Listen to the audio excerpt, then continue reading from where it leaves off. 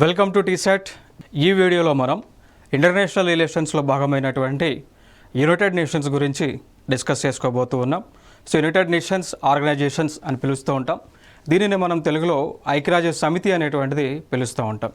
So ముందుగా ఈ ఐక్యరాజ్య సమితి అనేటువంటిది ఏర్పాటుకు గల కారణాలు ఏంటి, మరి ఏ ఏ కారణాల ద్వారా ఈ ఐక్యరాజ్య సమితి అనేటువంటిది ఏర్పాటు అవడం జరిగింది, సో ఈ ఐక్యరాజ్య సమితిలో ఉన్నటువంటి ఆర్గన్స్ ఏవేవి ఉన్నాయి, సో వాటి యొక్క విధులేంటి, ఎందుకు వాటిని ఏర్పాటు చేయడం జరిగింది, సో మరి దీనిలో భారతదేశం భాగస్వామ్యంగా ఉందా లేదా అనేటువంటి అంశాలన్నీ కూడా ఈ వీడియోలో మనం డిస్కస్ చేద్దాం. So right, let us start. So ముందుగా ఇక్కడ చూసుకున్నట్లయితే యునైటెడ్ నేషన్స్ ఆర్గనైజేషన్స్ ఐక్యరాజ్య సమితి, సో ఇది దానికంటే ముందు ఒక ఆర్గనైజేషన్ ఉండేది. సో దాన్నే లీగ్ ఆఫ్ నేషన్స్గా మనం పిలిచేవాళ్ళం. సో దాన్నే లీగ్ ఆఫ్ నేషన్స్ అనేటువంటి పేరుతో పిలిచేవాళ్ళం. మరి ఈ లీగ్ ఆఫ్ నేషన్స్ అనేటువంటిది మరి ఎందుకు ఏర్పాటైంది, దానికి గల కారణం ఏంటి అంటే మనందరికీ తెలుసు, ప్రపంచంలోనే మొట్టమొదటి ప్రపంచ యుద్ధం, సో ఫస్ట్ వరల్డ్ వార్ ఇది 1914 నుంచి 1914వ సంవత్సరం నుంచి 1418 సంవత్సరం మధ్య ప్రపంచ దేశాల్లో జరగటం జరిగింది. సో ఈ 1918లో, సో 1918వ సంవత్సరంలో మొట్టమొదటి ప్రపంచ యుద్ధం అనేటువంటిది ఎండ్ అవ్వడం జరిగింది. సో ఎండ్ అయిన తర్వాత ఈ దేశాలన్నీ కలిసి, ఏ దేశాలైతే ఈ యొక్క మొట్టమొదటి ఆ యుద్ధంలో పాల్గొన్నాయో ఆ దేశాలన్నీ కలిసి ఒక దగ్గర కూర్చొని మాట్లాడటం జరిగింది. ఈ ప్రపంచ యుద్ధం అనేటువంటిది సంభవించడం ద్వారా అనేక విధాలుగా ఈ దేశాలలో, ఏ దేశాలైతే యుద్ధంలో పాల్గొన్నాయో ఆ దేశాలలో విపరీతమైనటువంటి నష్టం రావడం జరిగింది. సో పశు సంపద నశించడం జరిగింది, వృక్షాలు నశించడం జరిగింది, మానవులు చాలామంది కూడా మరణించడం జరిగింది ఈ యొక్క యుద్ధంలో. సో ఈ యుద్ధం అనేటువంటిది ఎప్పుడైతే సంభవిస్తూ ఉందో దీనివల్ల ప్రాణ నష్టం అనేటువంటిది చాలా ఎక్కువగా ఉంటుంది అని చెప్పేసి వీళ్ళందరూ కూడా ఆలోచన చేసిన తర్వాత ఈ దేశాలన్నీ కలిసి ఒక ఒప్పందం అనేటువంటిది చేసుకున్నారు. ఆ ఒప్పందాన్ని ట్రీటీ ఆఫ్ వర్సైలెస్గా పిలుస్తూ ఉంటాం. ఆ ఒప్పందం ఏమని పిలుస్తామండి? ట్రీటీ ఆఫ్ వర్సైలెస్గా. సో ఒప్పందాన్ని ట్రీటీ ఆఫ్ వర్సైలెస్గా పిలుస్తూ ఉంటాం. సో ఇది 1919వ సంవత్సరంలోనే జరిగింది. సో ట్రీటీ ఆఫ్ వర్సైలెస్ అనేటువంటిది ఎందుకు జరిగింది అంటే, ఇక మీదట ప్రపంచంలో యుద్ధాలు అనేటువంటి సంభవించకుండా తగు చర్యలను తీసుకోవాలి. ఏ కారణం చేతైనా ఏ దేశాల మధ్య అయినా కానీ యుద్ధం వచ్చేటువంటి ఆస్కారం ఉంటే ఆ దేశాలు కలిసి కూర్చొని ఆ సమస్యలను పరిష్కరించుకోవాలి అనేటువంటి ఒక ఒప్పందం అనేటువంటిది చేసుకున్నారు. సో దాన్ని ట్రీటీ ఆఫ్ వర్సైలెస్లో 1919లో చేసుకోవడం జరిగింది. సో దాని తర్వాత ఇదే ఒప్పందంలోనే ఒక ఆలోచన చేశారు. ఏ ఆలోచన చేశారు అంటే, ప్రపంచ దేశాలని రిప్రజెంట్ చేస్తూ ప్రపంచంలో ఉన్నటువంటి దేశాలన్నింటినీ కూడా భాగస్వామ్యం చేసే విధంగా ఒక సంస్థను ఏర్పాటు చేయాలి అని చెప్పేసి ఒక డెసిషన్ తీసుకున్నారు. ఆ ఏర్పాటు చేసినటువంటి సంస్థే లీగ్ ఆఫ్ నేషన్స్. సో దీన్నే లీగ్ ఆఫ్ నేషన్స్గా పిలుస్తూ ఉంటాం. League of nations. So league of nations అనేటువంటిది ఏర్పాటు అవడానికి గల ప్రధానమైనటువంటి కారణం ఏంటి? ఇక మీదట ప్రపంచ దేశాలలో ఇక యుద్ధం అనేటువంటిది సంభవించకుండా తగు చర్యలను తీసుకునే విధంగా ఆ చర్చలను చేసే విధంగా ఉండేటువంటి ఒక సంస్థగా చెప్పుకోవచ్చు. సో దీన్ని అయితే 1919లో ఏర్పాటు చేయడం జరిగింది. మరి దాని తర్వాత ఇది ఏర్పాటు చేసిన తర్వాత ఇంకెప్పుడైనా ప్రపంచ యుద్ధం జరిగిందా? వరల్డ్ వార్ జరిగిందా? ఎగ్జాక్ట్గా జరిగింది. సో వరల్డ్ వార్ 2 అనేటువంటిది జరగడం జరిగింది. సో రెండవ ప్రపంచ యుద్ధంగా మనం పిలుస్తూ ఉంటాం. సో ఈ రెండవ ప్రపంచ యుద్ధం అనేటువంటిది 1939లో మొదలయ్యి 1945 వరకు కూడా ఈ యొక్క రెండవ ప్రపంచ యుద్ధం అనేటువంటిది జరగడం జరిగింది. సో ఇక్కడ మనం ఏమన్నాము? లీగ్ ఆఫ్ నేషన్స్ అనేటువంటిది ఏర్పాటు చేసుకున్నాం. ఇది ఇక భవిష్యత్తులో యుద్ధాలు అనేటువంటివి సంభవించకుండా తగు చర్యలను తీసుకోవడానికి దీన్ని ఏర్పాటు చేసుకున్నామని మాట్లాడుకున్నాం. మరి ఇది ఏర్పాటు చేసిన తర్వాత యుద్ధం జరిగిందా అంటే ఖచ్చితంగా యుద్ధం 1939 నుంచి 1945 మధ్య ఈ యొక్క యుద్ధం అనేటువంటిది జరగడం జరిగింది. అంటే ఇక్కడ దీన్ని బట్టి మనం ఏమర్థమవుతుంది? లీగ్ ఆఫ్ నేషన్స్ అనేటువంటిది ఈ యొక్క వరల్డ్ వార్ 2ని జరగకుండా కంట్రోల్ చేయడంలో విఫలం అవ్వడం జరిగింది. ఓకేనా? సో అందుచేతను ఇక్కడ ఏం చేశారు అంటే, మళ్ళీ ప్రపంచ దేశాలన్నీ కూడా ఆలోచన చేసి లీగ్ ఆఫ్ నేషన్స్ అనేటువంటిది ఫెయిల్ అయింది కాబట్టి దీన్ని డిస్బాండెడ్ అంటే పూర్తిగా దీన్ని ప్రక్షాళన చేయాలనేటువంటి ఒక ఆలోచన చేశారు. సో 1945లోనే ఈ లీగ్ ఆఫ్ నేషన్స్ అనేటువంటిది ఏదైతే ఏర్పాటు చేసుకున్నారో, ఏదైతే యుద్ధం వచ్చేటువంటి ఈ వరల్డ్ వార్ 2 ఏదైతే అరికట్టలేకపోయిందో, సో దానిని వీళ్ళు కంప్లీట్గా అన్ని దేశాలన్నీ కూడా డిజాల్వ్ చేయడం జరిగింది. సో దీని తర్వాత మళ్ళీ 1945లోనే ఈ ప్రపంచ దేశాలు వీళ్ళందరూ కూడా కలిసి ఒక ఆలోచన చేశారు. ఏ ఆలోచన చేశారు అంటే, ప్రపంచంలో ఉన్నటువంటి అన్ని దేశాలను రిప్రజెంట్ చేసే విధంగా ఒక సంస్థను ఏర్పాటు చేసుకోవాలి. అదేవిధంగా ఆ సంస్థ ఏదైతే ఏర్పాటు చేశారో ఆ సంస్థ అంతా కూడా ఒక సెట్ ఆఫ్ గైడ్లైన్స్ ప్రకారం, ఆ సంస్థ అంతా కూడా ఒక సెట్ ఆఫ్ గైడ్లైన్స్ ప్రకారము దాని యొక్క విధులు అనేటువంటివి ఉండాలి. సో అంటే ఇప్పుడు ఫర్ ఎగ్జాంపుల్ మన భారతదేశం ఏదైతే అడ్మినిస్ట్రేషన్ జరుగుతూ ఉందో, దేని బేస్ చేసుకొని పరిపాలన జరుగుతూ ఉంది? భారత రాజ్యాంగం, Indian constitution. So Indian constitution base చేసుకొని మన భారతదేశంలో ఈ యొక్క పరిపాలన, గవర్నెన్స్, అడ్మినిస్ట్రేషన్ అనేటువంటిది జరుగుతూ ఉంది. సో మనకు ఒక సెట్ ఆఫ్ గైడ్లైన్స్ అనేటువంటివి ఉన్నాయి. అదేవిధంగా ఒక అంతర్జాతీయ సంస్థకు ఏదైతే ఏర్పాటు చేయాలనుకుంటున్నారో దానికి కూడా ఒక సెట్ ఆఫ్ గైడ్లైన్స్ ఉండాలి. ఆ గైడ్లైన్స్ ప్రకారమే ప్రపంచ దేశాలకు సభ్యత్వం ఇవ్వాలి. ఆ గైడ్లైన్స్ ప్రకారమే ఆ దేశాలన్నీ కూడా భాగస్వామ్యంగా ఉండాలి అనేటువంటి గైడ్లైన్స్ అనేది రూపొందించారు. దానికి అనుగుణంగానే ఒక సంస్థను ఏర్పాటు చేశారు. ఆ సంస్థనే పిలుస్తాము యునైటెడ్ నేషన్స్. దాన్నే ఐక్యరాజ్య సమితి అనేటువంటి పేరుతో మనం పిలుస్తూ ఉన్నాం. సో ఫైనల్గా ఇక్కడ ఐక్యరాజ్య సమితి అనేటువంటి దాన్ని 1945లో ఏర్పాటు చేయడం జరిగింది. సో 1945లో అక్టోబర్ 24న ఈ యొక్క యునైటెడ్ నేషన్స్ ఆర్గనైజేషన్ అనేటువంటి దాన్ని ఏర్పాటు చేయడం జరిగింది. సో చూడవచ్చు ఇక్కడ. సో లీగ్ ఆఫ్ నేషన్స్ అనేటువంటిది ఫెయిల్ అవడం ద్వారా అది మొట్టమొదటి ప్రపంచ యుద్ధాన్ని ఆపలేకపోయినటువంటి, అంటే మొట్టమొదటి ప్రపంచ యుద్ధం జరిగింది. సో దాని తర్వాత రెండవ ప్రపంచ యుద్ధాన్ని ఆపలేకపోయింది లీగ్ ఆఫ్ నేషన్స్ అనేటువంటిది. అందుకోసం దీన్ని డిస్బాండ్ చేయడం జరిగింది. దాని స్థానంలో 1945లో యునైటెడ్ నేషన్స్ ఆర్గనైజేషన్ అనేటువంటి దాన్ని ఏర్పాటు చేసుకోవడం జరిగింది. సో చూడవచ్చు ఇక్కడ మీరు. సో ఇక్కడ ఈ యునైటెడ్ నేషన్స్ ఆర్గనైజేషన్ అనేటువంటిది ఏర్పాటు అవడానికి ఒక చార్టర్ అనేటువంటి దాన్ని రూపొందించుకున్నారు. సో దాన్ని యుఎన్ చార్టర్ అనేటువంటి పేరుతో మనం పిలుస్తూ ఉంటాం. యుఎన్ చార్టర్ అనేటువంటి పేరుతో పిలుస్తూ ఉంటాం. సో యుఎన్ చార్టర్ అంటే ఏం లేదు, it is a set of guidelines. ఇప్పుడు ఇండియాకి ఇండియన్ కాన్స్టిట్యూషన్ ఏ విధంగా ఉందో అట్లా ఐక్యరాజ్య సమితికి ఒక సెట్ ఆఫ్ గైడ్లైన్స్, దాన్నే యుఎన్ చార్టర్ అని మనం పిలుస్తూ ఉంటాం. ఓకేనా? సో దాన్నే యుఎన్ చార్టర్ అనేటువంటి పేరుతో పిలుస్తూ ఉంటాం. సో దీనికి సంబంధించి మొట్టమొదటిగా ఈ అగ్రిమెంట్ అనేటువంటిది 1945 జూన్ 26న శాన్ ఫ్రాన్సిస్కోలో, సో యుఎస్ఏలో ఉన్నటువంటి శాన్ ఫ్రాన్సిస్కో దగ్గర ఈ యొక్క దానిపైన సంతకాలు అనేటువంటివి ఈ దేశాలన్నీ కూడా చేయటం జరిగింది. ఓకేనా? సో దీనిలో దాదాపు 51 దేశాల వరకు పాల్గొని సైన్ అయితే చేయటం జరిగింది. సో యుఎన్ చార్టర్ అనేటువంటిది 1945 జూన్ 26 నుంచి అమల్లోకి రావడం జరిగింది. ఆ రోజునే శాన్ ఫ్రాన్సిస్కో అనేటువంటి ఒక ప్రాంతంలో దాదాపు 51 దేశాలకు చెందినటువంటి ప్రతినిధులు పాల్గొని సంతకం చేయడం జరిగింది. సో దానికి రిజల్ట్గా ఏర్పాటైనటువంటి ఆర్గనైజేషనే యునైటెడ్ నేషన్స్ ఆర్గనైజేషన్. సో ఐక్యరాజ్య సమితి అని మనం పిలుస్తూ ఉంటాం. యునైటెడ్ నేషన్ ఆర్గనైజేషన్ ఐక్యరాజ్య సమితిగా మనం పిలుస్తూ ఉంటాం. ఏ రోజు నుంచి ఇది ఒక ఐక్యరాజ్య సమితి అనేటువంటిది అమల్లోకి వచ్చింది, లేదంటే ఉనికిలోకి వచ్చింది అన్నప్పుడు 24th అక్టోబర్ 1945లో ఉనికిలోకి రావటం జరిగింది. సో ఈ రోజునే దీనినే ఏమని పిలుస్తున్నాము అంటే ఐక్యరాజ్య సమితి దినోత్సవంగా పిలుస్తూ ఉంటాం. సో ప్రతి సంవత్సరం కూడా అక్టోబర్ 24న ఐక్యరాజ్య సమితి దినోత్సవాన్ని ప్రపంచవ్యాప్తంగా కూడా జరుపుతూ ఉంటాం. కారణం ఏంటి అంటే ఇదే రోజున యునైటెడ్ నేషన్స్ ఆర్గనైజేషన్ అనేటువంటిది ఏర్పాటు అవడం జరిగింది. మరి దీని యొక్క హెడ్ క్వార్టర్ ఎక్కడ ఉంటుంది? గతంలో కూడా కాంపిటేటివ్ ఎగ్జామ్స్లో అడిగినటువంటి సందర్భాలు ఉన్నాయి. Where is the head quarter of United Nation organisation? ఐక్యరాజ్య సమితి యొక్క కేంద్ర కార్యాలయం అనేటువంటిది ఎక్కడ ఉంది అనేటువంటిది అడిగినటువంటి సందర్భాలు కూడా చాలా ఉన్నాయి. సో మరి దాని యొక్క ఆన్సర్ చూసుకుంటే న్యూయార్క్.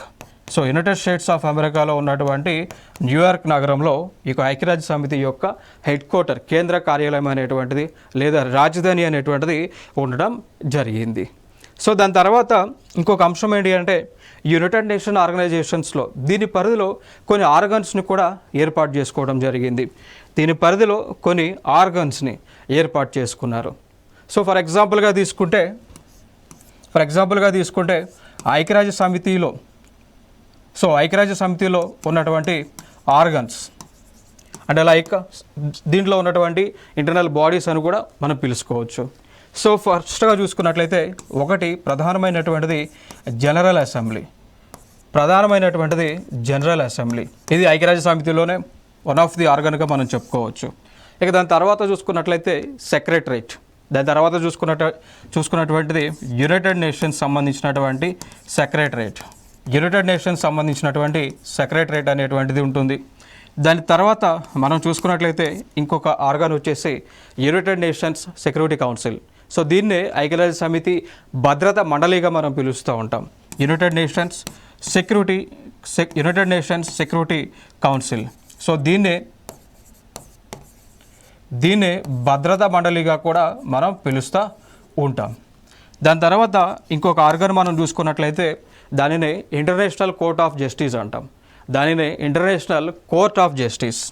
సో ఐసీజేగా మనం పిలుస్తూ ఉంటాం, ఇంటర్నేషనల్ కోర్ట్ ఆఫ్ జస్టిస్ అని. ఇంకొక ఆర్గన్ ఉంటుంది, దాన్నే యునైటెడ్ నేషన్స్ ఐక్యరాజ్య సమితికి సంబంధించినటువంటి ఎకనామిక్ అండ్ సోషల్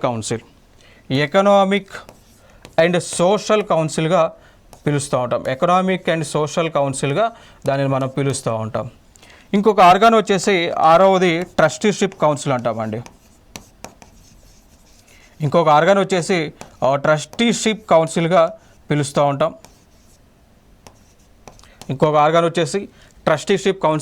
పిలుస్తూ ఉంటాం. సో టోటల్గా ఐక్యరాజ్య సమితికి ఉన్నటువంటి ఆర్గన్స్ ఎన్ని అన్నప్పుడు 6 ఉన్నాయండి. టోటల్గా 6 ఉన్నాయి. 1 general assembly, 2 secretariat, 3 United nations security council, very important one, 4 international court of justice, 5 United nations economic and social council, 6 మనం చూసుకున్నట్లయితే ట్రస్టీషిప్ కౌన్సిల్ అండి. సో మరి ఇదొక అంశం. అయితే ఇంకొక అంశం మనకు గుర్తుపెట్టుకోవాల్సిన అంశం ఏంటి అంటే ప్రస్తుతం అయితే ఈ రోజుకి ప్రస్తుతం ఉన్నటువంటి అంటే లైక్ మనుగడలో ఉన్నటువంటి ఆర్గన్స్ అయితే మాత్రం 5 అండి. సో యునైటెడ్ నేషన్ ఆర్గనైజేషన్ అనేటువంటిది ఏర్పాటైనప్పుడు టోటల్గా 6 ఆర్గన్స్ అనేటువంటివి ఏర్పాటు అవడం జరిగింది. సో దానిలో ఒకటి ఈ ట్రస్టీషిప్ కౌన్సిల్ అనేటువంటిది 1994లో 1994 సంవత్సరంలో దీన్ని క్లోజ్ చేయడం జరిగింది. సో 1994 సంవత్సరంలో ఈ ట్రస్టీషిప్ కౌన్సిల్ అనేటువంటి దాన్ని క్లోజ్ చేయడం జరిగింది. సో ఇది క్లోజ్ చేసిన తర్వాత ఉన్నటువంటి ఆర్గన్స్ 5 అండి. ఓకేనా? సో 5 అంటే క్వశ్చన్ బట్టి మీరు ఆన్సర్ని ఫైండ్ అవుట్ చేయండి ఈ యొక్క కాంపిటేటివ్ ఎగ్జామ్స్లో. ఓకేనా? సో క్వశ్చన్ బట్టి ఆన్సర్ అనేటువంటిది ఇచ్చినటువంటి ఆప్షన్ బట్టి మీరు సరైన ఆన్సర్ని సెలెక్ట్ చేసుకోండి. ఓకే, సో ఇవి ఇంపార్టెంట్గా. సో దీని గురించి ప్రతి ఒక్క దాని గురించి కూడా మనం డిస్కషన్ చేద్దాం. ప్రతి ఒక్క ఆర్గాన్ కూడా very very very important. So చూద్దాం ఇక్కడ. సో ఇంకొక అంశం ఏంటి అంటే ఇక్కడ ఐక్యరాజ్య సమితి అనేటువంటిది ఏదైతే 6 ఆర్గన్స్గా మనం మాట్లాడుతూ ఉన్నామో అసలు ఎందుకు ఏర్పాటు అయినాయి, దీనికి ఏర్పాటు అవ్వడానికి గల ప్రధాన కారణాలు ఏంటి చూసుకున్నట్లయితే, 1 ఇంటర్నేషనల్ పీస్. సో ప్రపంచ దేశాల మధ్య యొక్క శాంతి అనేటువంటిది నెలకొల్పటం.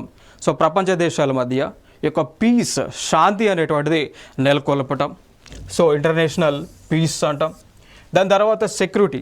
సో ప్రపంచ దేశాల మధ్య భద్రతని కొనసాగించడం, భద్రత అనేటువంటిది పెంపొందించేటువంటి కార్యక్రమాలు ఈ యొక్క యునైటెడ్ నేషన్స్ ఆర్గనైజేషన్ అనేటువంటిది చేస్తూ ఉంటుంది. ఓకేనా? సో దానితో పాటు ఈ ప్రపంచ దేశాల మధ్య ఒక దేశం, ఇప్పుడు ఫర్ ఎగ్జాంపుల్ ఇండియా పాకిస్తాన్ ఉంది అనుకోండి. జనరల్గా ఇండియాకి పాకిస్తాన్కి మధ్య ఈ యొక్క డిస్ప్యూట్స్ అనేటువంటివి, వాటర్ డిస్ప్యూట్స్ కావచ్చు, బోర్డర్ డిస్ప్యూట్స్ కావచ్చు, ఇవన్నీ ఉన్నాయి. సో ఉన్నప్పటికీ కూడా ఈ 2 దేశాల మధ్య ఈ యొక్క స్నేహాన్ని డెవలప్ చేసేటువంటి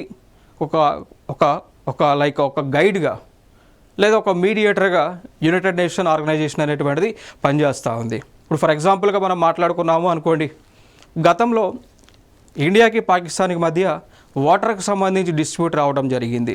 సో ఇండియాకి పాకిస్తాన్కి మధ్య సింధు నది యొక్క జలాల పంపకాలకు సంబంధించి 2 దేశాల మధ్య కూడా డిస్ప్యూట్ అనేటువంటిది రావడం జరిగింది. సో ఆ డిస్ప్యూట్ వచ్చినటువంటి సందర్భంలో వరల్డ్ బ్యాంక్ అనేటువంటిది ఏదైతే ఐక్యరాజ్య సమితికి అనుబంధంగా ఉన్నటువంటి సంస్థ ఏదైతే ఉందో ప్రపంచ బ్యాంక్, సో వారి మధ్యలో మీడియేటర్గా వచ్చి రెండు దేశాల మధ్య ఈ యొక్క గొడవలు అనేటువంటివి లేకుండా ఒక అగ్రిమెంట్ అనేటువంటిది కూడా చేశారు. సో దాన్ని ఇండస్ వాటర్ ట్రీటీ 1960గా మనం పిలుస్తూ ఉంటామండి. సో అంటే ఇక్కడ దీన్ని బట్టి మీరు ఏం అర్థం చేసుకోవాలి, ఈ యొక్క ఐక్యరాజ్య సమితి అనేటువంటిది లేదంటే దానికి అనుబంధంగా ఉన్నటువంటి సంస్థలు ఇవన్నీ కూడా ప్రపంచ దేశాలలో శాంతిని నెలకొల్పటం, అదేవిధంగా ఏ దేశాలకైనా కానీ సమస్యలు వచ్చినప్పుడు మధ్యవర్తంగా ఉండి ఈ యొక్క సమస్యలను పరిష్కరించేటువంటి కార్యక్రమం, అదేవిధంగా ఈ ప్రపంచ దేశాల మధ్య ఈ యొక్క ఫ్రెండ్లీ రిలేషన్షిప్స్ నుండి స్నేహపూర్వమైనటువంటి బంధాలను డెవలప్ చేసేటువంటి కార్యక్రమం ఈ యొక్క యుఎన్ఓ చేస్తూ ఉంటుంది. సో దానితో పాటు ఈ యొక్క దేశాలలో డెవలప్మెంట్ అనేటువంటిది, సో ఆర్థిక అభివృద్ధి అనేటువంటిది, దానితో పాటు మానవ అభివృద్ధి అనేటువంటిది చేకూరే విధంగా వీరి యొక్క కార్యక్రమాలు అనేటువంటివి చేయటం కూడా జరుగుతూ ఉంది. చూడవచ్చు ఇక్కడ like among nations and promoting social progress, better living standards and human rights అండి. సో ఐక్యరాజ్య సమితి దాని యొక్క అనుబంధ సంస్థల యొక్క ముఖ్య ఉద్దేశం ఏంటి అంటే ఈ యొక్క ఎవరైతే మనకి లైక్ హ్యూమన్ బీయింగ్స్ ఎవరైతే ఉన్నారో, సో మానవులు ఎవరైతే ఉన్నారో మానవుల యొక్క అభివృద్ధి కోసం పాటుపడడం, సో అభివృద్ధి చెందడానికి కావాల్సినటువంటి వనరులను సమకూర్చడము, ఫెసిలిటీస్ని ప్రొవైడ్ చేయడం, టెక్నికల్ సపోర్ట్ని ప్రొవైడ్ చేయడం, ఫినాన్షియల్ సపోర్ట్ని ఆర్థిక పరమైనటువంటి సపోర్ట్ని ప్రొవైడ్ చేయటము, అదేవిధంగా మానవుల యొక్క హక్కులను కాపాడటం, ఇవన్నీ కూడా ఐక్యరాజ్య సమితి యొక్క దాని యొక్క అనుబంధంగా ఉన్నటువంటి సంస్థల యొక్క బాధ్యతగా వీళ్ళు చెప్తా ఉన్నారు. సో ఇదొక ఇంపార్టెంట్ ఇన్ఫర్మేషన్ ఇక్కడ. ఇంకా దాని తర్వాత మనం మాట్లాడుకున్నట్లయితే ఇక్కడ మీకు ఇమేజ్లో కనిపిస్తూ ఉంది, ఈ కనిపిస్తున్నటువంటిదే ఐక్యరాజ్య సమితి, యునైటెడ్ నేషన్స్ ఆర్గనైజేషన్గా మనం పిలుస్తూ ఉంటాం. సో న్యూయార్క్లో, సో అమెరికాలో, యునైటెడ్ స్టేట్స్ ఆఫ్ అమెరికా దేశంలో న్యూయార్క్ నగరంలో దీని యొక్క ప్రధానమైనటువంటి కార్యాలయం అయితే ఉండటం జరిగింది. మరి దీనిలో మెంబర్గా భారతదేశం ఉందా? ఎస్ అండి. So India is a member of United Nation organisation. So మనము ఫౌండింగ్ మెంబర్గా మనం గుర్తుపెట్టుకోవాలి. సో ఐక్యరాజ్య సమితి ఏదైతే అక్టోబర్ 24, 1945లో ఏర్పాటైందో, అక్టోబర్ 24, 1945లో ఏదైతే ఐక్యరాజ్య సమితి అనేటువంటిది ఏర్పాటైందో అప్పటి నుంచి కూడా మన భారతదేశము ఫౌండింగ్ మెంబర్గా దానిలో ఉండటం జరిగింది. So India is a founding member of United Nation organisation. మరి ప్రస్తుతము ఈ యొక్క ఐక్యరాజ్య సమితిలో ఉన్నటువంటి సభ్యుల సంఖ్య ఎంత అన్నప్పుడు 193 దేశాలండి. సో ఐక్యరాజ్య సమితిలో సభ్యులుగా ఉన్నటువంటి దేశాలు 193 దేశాలు. So 193 countries are members of United Nations అండి. సో అంటే ఈ ఇన్ఫర్మేషన్, ఈ ఫిగర్ ఏంటి అంటే సో ప్రపంచ దేశాలు ఇప్పుడు భూమిపైన ఉన్నటువంటి దేశాల సంఖ్య అండి, దేశాల సంఖ్య.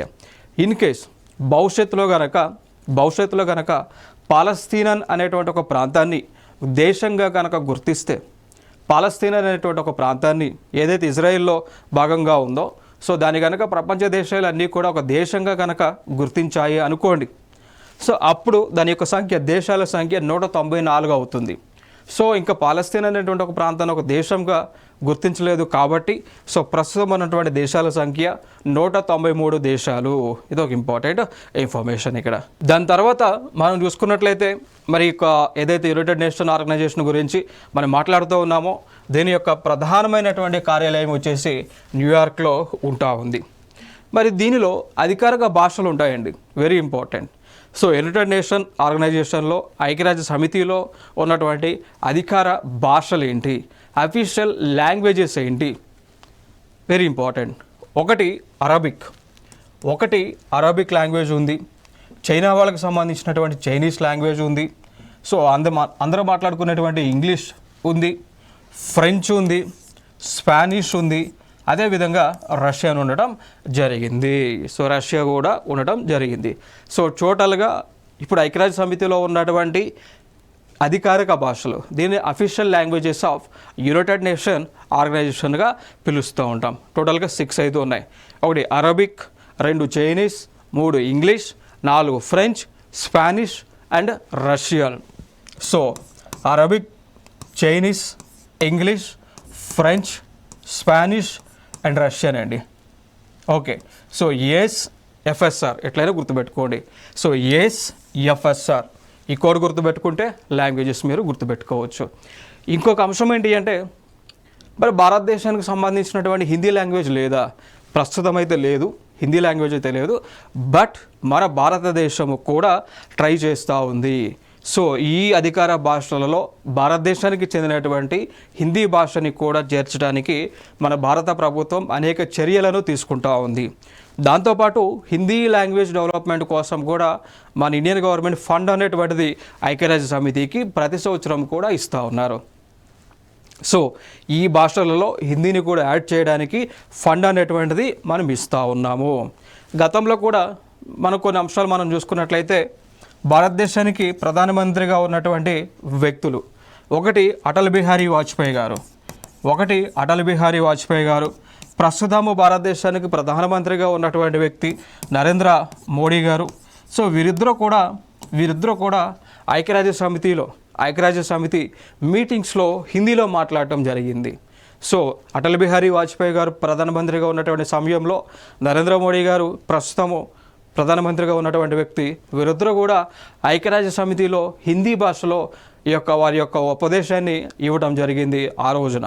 ఓకే, సో దీని యొక్క ముఖ్య ఉద్దేశం ఏంటి అంటే, ఈ లాంగ్వేజ్ ఇప్పుడు ఏదైతే 6 భాషలు ఏవైతే ఉన్నాయో దీనిలో 7వ భాషగా హిందీని చేర్చేటువంటి ఉద్దేశంతో. ఇదొక ఇంపార్టెంట్.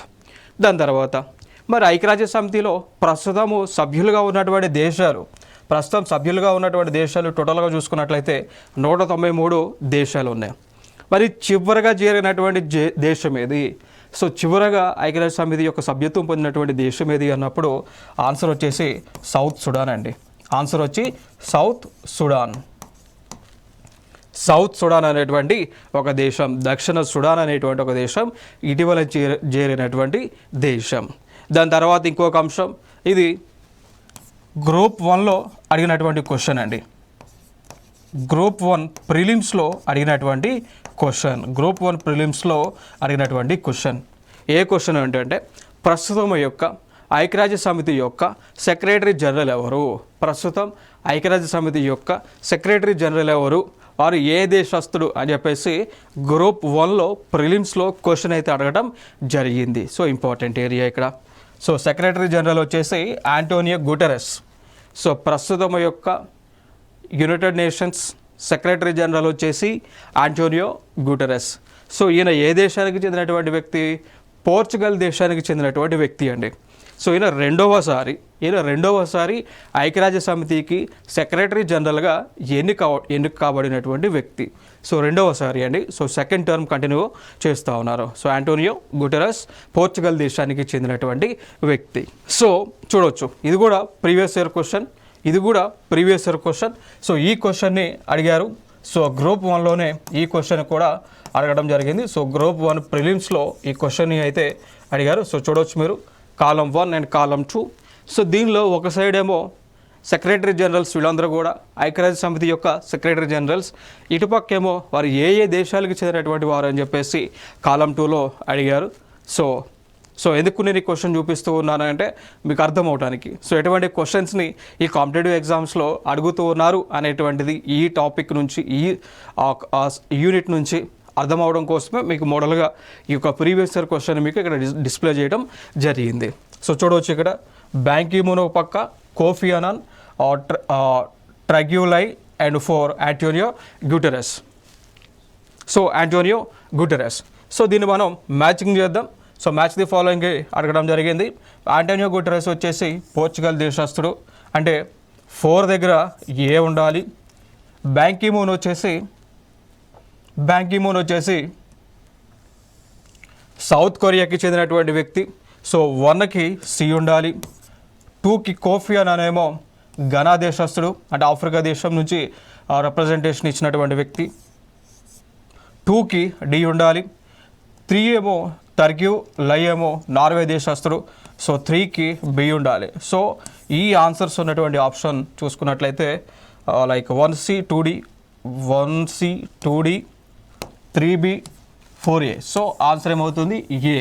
సో ఫస్ట్ ఆన్సర్ అయితే ఇక్కడ అవుతుంది. సో ఈ విధంగా క్వశ్చన్స్ని అయితే అడుగుతూ ఉన్నారు కాబట్టి ఇక్కడ ఇంపార్టెంట్ ఏరియా.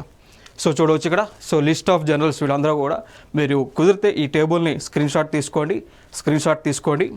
ఓకే, సో చూడవచ్చు ఇక్కడ వారి యొక్క పదవీ కాలం. సో యునైటెడ్ నేషన్స్ అనేటువంటిది ఏర్పాటు అయినప్పుడు మొట్టమొదటిగా ఉన్నటువంటి వ్యక్తి సెక్రటరీ జనరల్గా ఉన్నటువంటి వ్యక్తి గ్లాడ్విన్ జెబ్. సో ఐక్యరాజ్య సమితి అనేటువంటిది ఏర్పాటైనప్పుడు మొట్టమొదటి సెక్రటరీ జనరల్గా ఉన్నటువంటి వ్యక్తి ఎవరన్నప్పుడు గ్లాడ్విన్ జెబ్. సో 24 అక్టోబర్ 1945 నుంచి ఫస్ట్ ఫిబ్రవరి 1946 వరకు కూడా ఉన్నారు. ఆయన యునైటెడ్ కింగ్డమ్కి చెందినటువంటి వ్యక్తి అండి. ఓకే, గ్లాడ్విన్ జెబ్ యునైటెడ్ కింగ్డమ్కి చెందినటువంటి వ్యక్తి. దాని తర్వాత టెర్గ్యూల్ అయినటువంటి వ్యక్తి నెక్స్ట్ ఇక 2 ఫిబ్రవరి నుంచి ఉన్నారు. ఆయన నార్వే దేశస్థుడు. దాని తర్వాత డాగ్ హెమ్మర్స్ జాల్డ్ అనేటువంటి వ్యక్తి స్వీడన్ దేశస్థుడు. యూత్ అంట్ అనేటువంటి వ్యక్తి బర్మా దేశస్థుడు. కుర్ట్ వాల్హిమ్ అనేటువంటి వ్యక్తి ఆసియా దేశస్థుడు అండి. ఓకే, సో దాని తర్వాత చూసుకున్నట్లయితే జవీర్ ఫెర్జిడి సెల్లర్. సో ఆయన పెరు దేశానికి చెందినటువంటి వ్యక్తి, సెక్రటరీ జనరల్గా ఉన్నారు. దాని తర్వాత బోట్రెస్ ఘాలీ ఈజిప్ట్ దేశస్థుడు. కోఫీ అనాన్, ఇప్పుడు మనం చూస్తాం మ్యాచింగ్లో అడిగి ఉన్నారు. సో కోఫీ అనాన్ ఈయన ఘనా దేశానికి చెందినటువంటి వ్యక్తి. దాని తర్వాత మ్యాచింగ్లో కూడా మనం చూసి ఉన్నాం బ్యాంకీ మూన్ సౌత్ కొరియా దేశానికి చెందినటువంటి వ్యక్తి అండి. సో బ్యాంకీ మూన్ యునైటెడ్ నేషన్కి సెక్రటరీ జనరల్గా 1 జనవరి 2007 నుంచి 16 మధ్య, సో 2016 వరకు కూడా ఆయనే కంటిన్యూ అవడం జరిగింది. దాని తర్వాత చూసుకున్నట్లయితే ఆంటోనియో గుటెరస్. సో ఈయన జనవరి 1, 2017లో ఈయన పదవిని చేపట్టారు. సో చేపట్టిన తర్వాత అప్పటి నుంచి స్టిల్ ఇప్పటికీ కూడా, సో ఈ రోజుకి 2024 అంటే ఈ రోజుకి కూడా, ఈ సంవత్సరం వరకు కూడా ఈయన ఉన్నారు. అంటే ఈయన సెకండ్ టర్మ్ అండి. సో సెకండ్ టర్మ్ ఈయన సెక్రటరీ జనరల్గా విధులను నిర్వహిస్తూ ఉన్నారు. సో ఆంటోనియో గుటెరస్ వచ్చేసి పోర్చుగల్ దేశానికి చెందినటువంటి వ్యక్తి, ప్రస్తుతము పదవిలో ఉన్నటువంటి వ్యక్తి. సో చూడొచ్చు. సో ఐక్యరాజ్య సమితి అనేటువంటిది ఏర్పాటు అవడానికి గల ప్రధానమైనటువంటి కారణం వాటి యొక్క main purpose. The UN has 4 main purposes అండి. ఓకేనా. సో అందులో చూసుకున్నట్లయితే ఒక పర్పస్ చూసుకున్నట్లయితే to keep peace throughout the world అండి. సో ప్రపంచ దేశాలలో అన్ని దేశాల మధ్య ఈ యొక్క శాంతి అనేటువంటిది నెలకొల్పడం ఒక ఎజెండా. రెండవది to develop friendly relations among nations అండి. సో దేశాల మధ్య వివిధ దేశాల మధ్య ఈ యొక్క ఫ్రెండ్లీ రిలేషన్స్ అండి, స్నేహపూర్వమైనటువంటి సంబంధాలను పెంచడము రెండవది. మూడవది చూసుకున్నట్లయితే to work together to help poor people. ఓకేనా. సో ఎవరైతే పేదరికంలో ఉన్నారో, ఎవరైతే పేదరికంతో బాధపడుతూ ఉన్నారో వారిని పేదరికం నుంచి బయటికి తీసుకొచ్చేటువంటి కార్యక్రమాలను చేయడం అండి. సో పేదరికం నుంచి బయటికి తీసుకురావాలి అంటే ఏ కార్యక్రమాలు చేస్తూ ఉంటారు? ఎంప్లాయ్మెంట్ అనేటువంటిది క్రియేట్ చేయడం, వనరులు అనేటువంటివి అందించడము. సో ఎప్పుడైతే మనకి ఇక ఇన్ఫ్రాస్ట్రక్చర్ డెవలప్మెంట్ అనేటువంటిది ఎప్పుడైతే చేస్తూ ఉంటారో అప్పుడు ఎంప్లాయ్మెంట్ అనేటువంటిది క్రియేట్ అవుతుంది. ఎప్పుడైతే ఎంప్లాయ్మెంట్ క్రియేట్ అవుతుందో తద్వారా పేదరికం అనేటువంటిది నిర్మూలన జరుగుతూ ఉంది. సో దానికి సంబంధించినటువంటి ఈ యొక్క నెసరీ వర్క్స్ అనేటువంటివి చేయడం, ఇదొక మెయిన్ పర్పస్గా మనం మాట్లాడుకోవచ్చు. దాని తర్వాత టు కాన్క్వర్ హంగర్. సో దాంతోపాటు ఆకలి మరణాలు అనేటువంటివి లేకుండా తగు చర్యలను తీసుకోవటం. డిజీజ్, సో రోగాలను కంట్రోల్ చేయటం, అంటువ్యాధులను ప్రబలకుండా తగు చర్యలను తీసుకోవడం. ఓకేనా. సో డిజీజ్ని కంట్రోల్ చేయటము. ఇల్లిటరసీ, సో అక్షరాస్యతను, సో లిటరసీని పెంచేటువంటి కార్యక్రమం. దాని తర్వాత ప్రజల యొక్క హక్కులను కాపాడటము. సో ఇవన్నీ కూడా పర్పస్గా చెప్పుకోవచ్చు. దాని తర్వాత to be a centre for helping nations achieve these goals అండి. సో ఇంకొక 4th పర్పస్ ఏంటి అంటే ఐక్యరాజ్య సమితి అనేటువంటిది ఏర్పాటు అవడానికి గల కారణం 4th పర్పస్ ఏంటి అంటే ఈ పైన మనం ఏవైతే చెప్పుకున్నామో అవన్నీ కూడా ప్రపంచ దేశాలన్నీ కూడా సాధించే విధంగా తగు చర్యలను తీసుకోవటము, వాటికి కావాల్సినటువంటి ఆ దేశాలకు కావాల్సినటువంటి వనరులను సమకూర్చడము, ప్రపంచ దేశాల మధ్య శాంతిని నెలకొల్పేటువంటి కార్యక్రమం చేయటం అన్నమాట. ఇది ఐక్యరాజ్య సమితి యొక్క ముఖ్యమైనటువంటి ప్రధానమైనటువంటి ఉద్దేశాలు. సో నెక్స్ట్ వీడియోలో ఇంకొక కొన్ని అంశాలతో మనం రావడం జరుగుతూ ఉంది. సో నెక్స్ట్ వీడియోలో ఇంకొక కొన్ని అంశాలతో మనం డిస్కస్ చేద్దాం. Thank you.